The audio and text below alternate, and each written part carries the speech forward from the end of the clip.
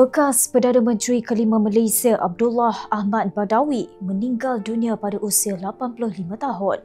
Berita duka cita itu disampaikan oleh menantunya yang juga bekas Menteri Kesihatan Khairy Jamaluddin menerusi media sosialnya.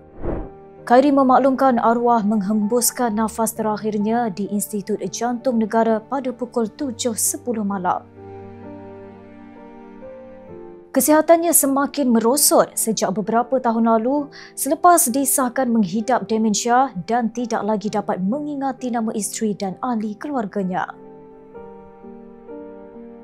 Bekas penjawat awam yang mesra dikenali sebagai Pak Lah itu menjadi Perdana Menteri pada tahun 2003 selepas Dr. Mahathir Mohamad menamatkan tempoh pentadbiran selama 22 tahun.